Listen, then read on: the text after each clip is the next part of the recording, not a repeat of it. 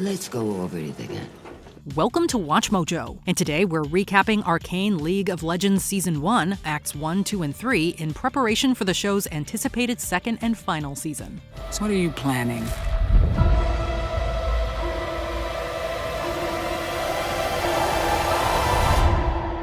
To watch it all burn. A Tale of Two Sisters. So come across the river and find.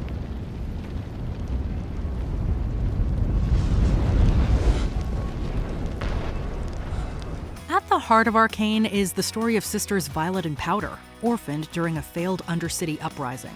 Realizing the cost of violence, revolt leader Vander takes them in. Vi is protective of her little sister, who's clumsy and impulsive, and wants a better life for her than the dingy and dangerous Undercity provides. Hey, Powder!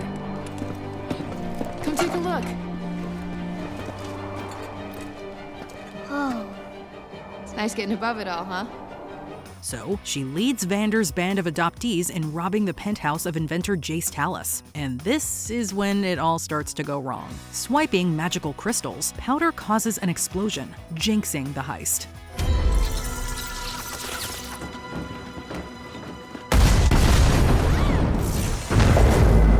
As events spiral out of control, Powder's disastrous attempt to help leads to the deaths of fellow adoptees Milo and Clagger, and Vander. Why did you do this? I didn't. I was saving you.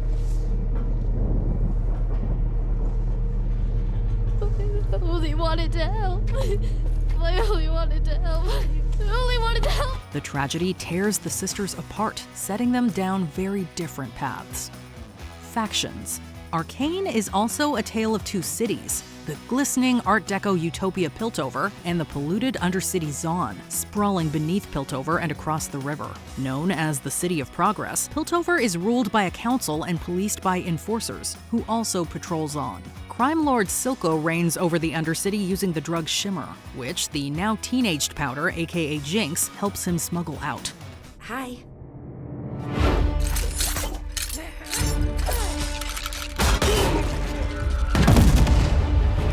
Silco also has corrupt Piltover Sheriff Marcus on his payroll. There is hope in Zaun, however, in the form of rebel street gang the Firelights, led by Echo, who resists Silco and his criminal empire. Is that a real tree? Pretty cool, huh? When I first saw it, I knew this was the place. If a single seed can make it down here, so could we. Rival tech. The cities are driven by very different technologies. From purple flowers in Zaun's caves, the scientist Singed creates Shimmer, an addictive drug with potent properties. Shimmer, we have the power. We can finally realize our dream. In small doses, it can heal. In larger quantities, it grants superhuman speed and strength, and can even trigger dramatic physical transformations. Shimmer also powers chemtech devices, from bombs to prosthetic limbs. Piltover relies heavily on Hextech, which trailblazing scientists Jace and Victor invent during the course of the series. Time to crank it. Are you sure you know what you're doing?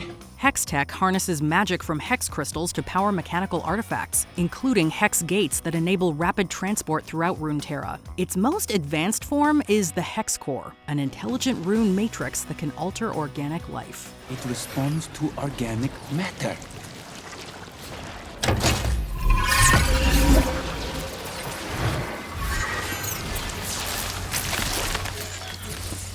Incredible. Alliances and betrayals. How did it come to this?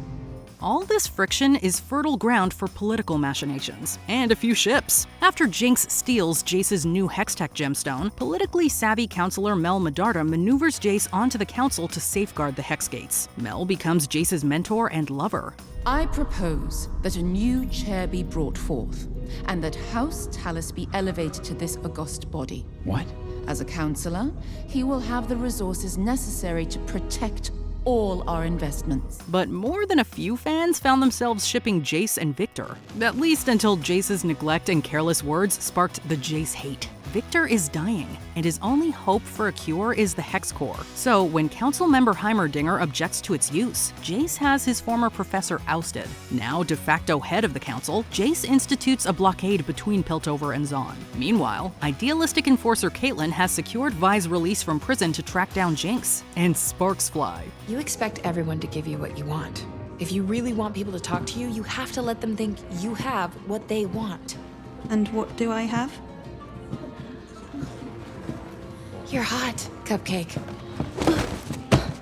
In the Undercity, the estranged sisters reunite, and they all live happily ever after. Oh, Powder!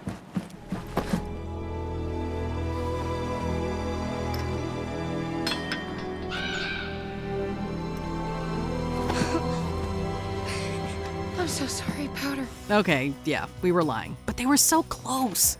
Burning bridges. Look who it is, the boy savior. Fittingly, the conflict comes to a head on the bridge that connects Zaun and Piltover. In a bid to restore peace between the cities, Echo, Caitlin, and Vi decide to return the stolen Hextech gemstone to Zaun. Sir, I have proof. Silco's behind everything. Corrupt Sheriff Marcus intervenes, but so does Jinx, jealous and suspicious of Vi's relationship with Caitlin and struggling with PTSD and feelings of abandonment. She faces off against Echo in one of the most awesome animated fights we've ever seen. Jinx recovers the gemstone and heals from the fight with a hit of Shimmer, which, yeah, isn't great for her fractured mental health. You know, Powder, you're stronger than you think.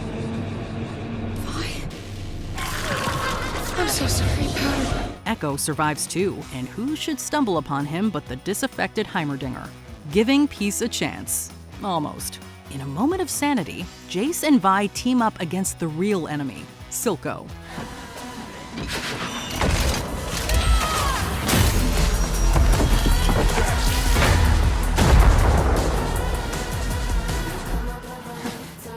Well, maybe the real enemy is class warfare and an exploitative economic system that oppresses the poor, but we're getting sidetracked. After Jace accidentally kills a kid, he offers Silco a deal: Zaun's independence in exchange for Jinx. Today I got a glimpse of what war between us might look like.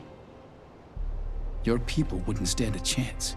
So, Jinx does the only logical thing, kidnaps Caitlin, Vi, and her surrogate father and brings them to a tea party. All Vi has to do is murder Caitlin to prove that she's still on her little sister's side. Betrayed too many times, Jinx kills Silco and embraces her new chaotic self. And, tragically true to her name, right as the council is about to vote for peace, she hoists up her Hextech gemstone-powered rocket fishbones and, well, she does this.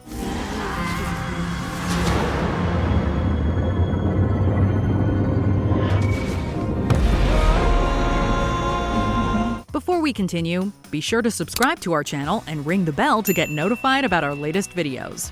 You have the option to be notified for occasional videos or all of them. If you're on your phone, make sure you go into your settings and switch on notifications. Unanswered questions. Season 1 left us hanging over the edge of a cliff with our nails scrabbling in the dirt, begging to know what would happen next. Here are just some of the questions we have. Who on the council survived Jinx's attack? How will our key characters react? What role will Mel's mother Ambessa play as she encourages War to get her hands on Hextech weapons for Noxus? Who was the mysterious mage who saved a young Jace and his mother? Are we sure that everyone who died in Season 1 is really dead? Okay, we can answer that one. No, we are not.